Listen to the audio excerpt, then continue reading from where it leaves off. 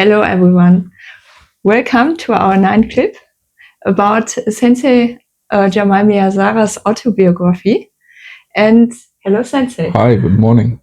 You talked about your competition time, the last clip. And can you go further on?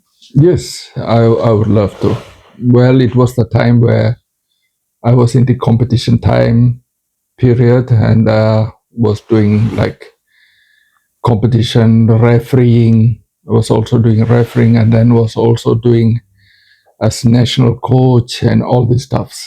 And at this same time when I was doing that, I was introduced to a good friend who is still with me as a good friend. He's still in Malaysia. It's a multimillionaire. Yeah. He became a multimillionaire because of the context of martial arts made him such. He was an Aikido gentleman. His name is Mr. Venu, or they have a doctor, professor, and Dato titles, which has been given to him in Malaysia. A very nice gentleman. I still have contact with him sometimes once in a week or twice a week. We used to talk on the phone. He was introduced to me on an occasion of a coffee breaking time in the hospital. He just visited somebody and somebody introduced me to him. And they told me he's a Aikido man. He was a brown belt at that time. And I was introduced to him as a karateka. And of course, at that young time, I used to be showing off, and bragging about karate. And he heard about this and he said, why don't you visit my dojo, my sensei's dojo? My sensei is teaching Aikido. And he told his name of this teacher, and I right away remembered his name. The name was Tambiraja Sensei. So Tambiraja Sensei was when I was a schoolboy at the age of 7, he was a school clerk in the St. Paul's school where I was learning. Mm-hmm. So we know him at that time. He was a gymnastic man. He was a judo man, all these stuffs. He was a martial arts master. He used to walk all the way, nearly about 1 or 2 kilometers to his home. Really well dressed up man, a real gentleman, long sleeves, necktie, and after work he walked. Everybody will be talking about him when he walks. He doesn't talk much, nothing, just goes, and everybody will be talking. That's the martial arts man. And so when he told about him, I said, yes, I would love to visit him. So we made up an appointment. And I thought I would just go and watch the training one day. So I visited him and he called his sensei, Master Tambiraja, and introduced to me. And we shook hands and I was very eager and very happy to have met this sensei. And he told me, why don't you come for a training? Mm-hmm. He just said that, so I was so happy, because he's very, very famous in Malaysia. He was the first Asian man to bring martial arts into Southeast Asia. Into Southeast Asia. It's the first man. So he went to Japan in the beginning of 50s. Just imagine. He trained judo in the Kodokan, in the headquarters of judo. That's headquarters. Kodokan. He trained the judo under such masters as Mifune. If anybody hears about Mifune, then you will know what kind of a man he was. He was the last of the Judan, the last of the 10th Dan, they call him. The finest of finest. Please go into videos, you can look at him. Very small, fragile, old man throwing all the young people around. Big judo champions, world champions and everybody. He was such a famous. So he trained with him under Mifune sensei and many other senseis. And at that time, he also met Don F. Draeger sensei, Sensei Draeger, in Kodokan. Draeger sensei, I will talk about him later. So he was introduced to him also. He trained judo. He came back. He also trained judo before going to Japan. And then later he came back. He was teaching judo. And later he also went down. He also trained karate. He was a brown belt under Nakayama sensei. He trained Shotokan karate at that time itself. There was no karate in Malaysia or Southeast Asia at that time. He was the first pioneer.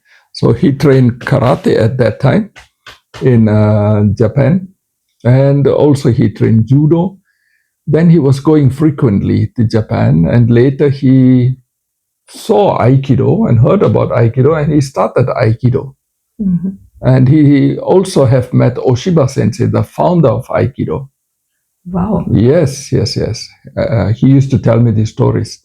And then later he found his teacher, Gozo Shioda Sensei. So he started learning Aikido, the Yoshinkan Aikido, Gozo Shioda's Aikido.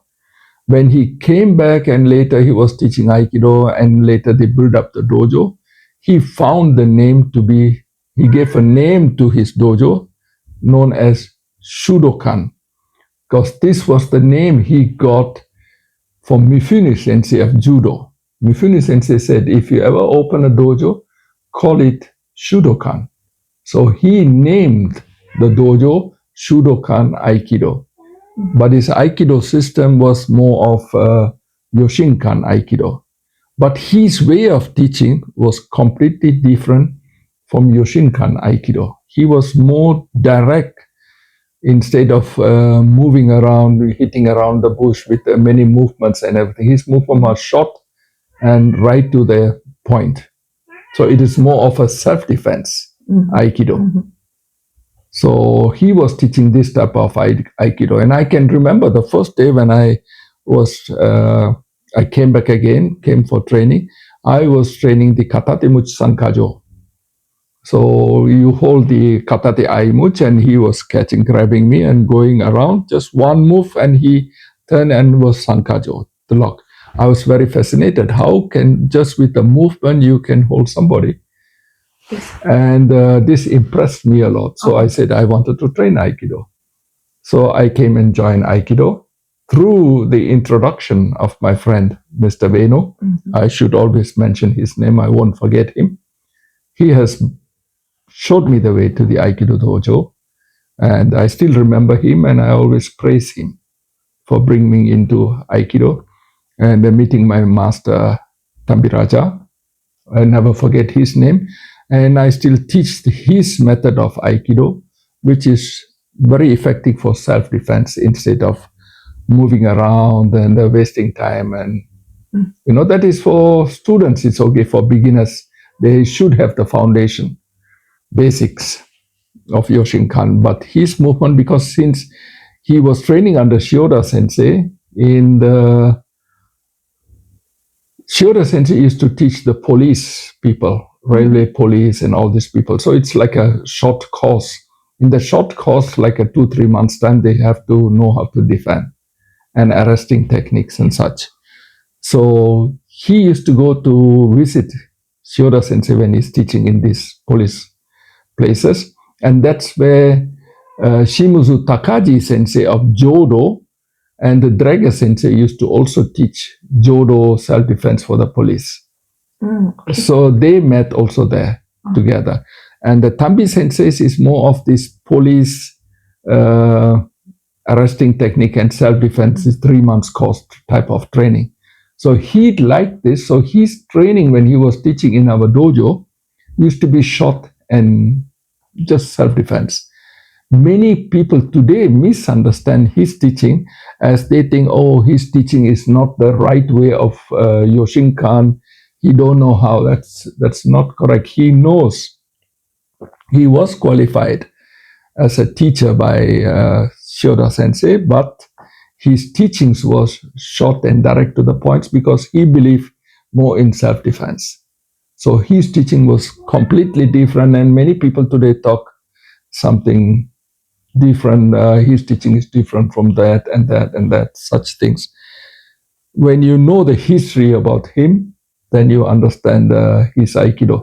So I was training Aikido all this time under him till I left to Germany in 1980s. And still today I teach his version of Aikido, which I like very much.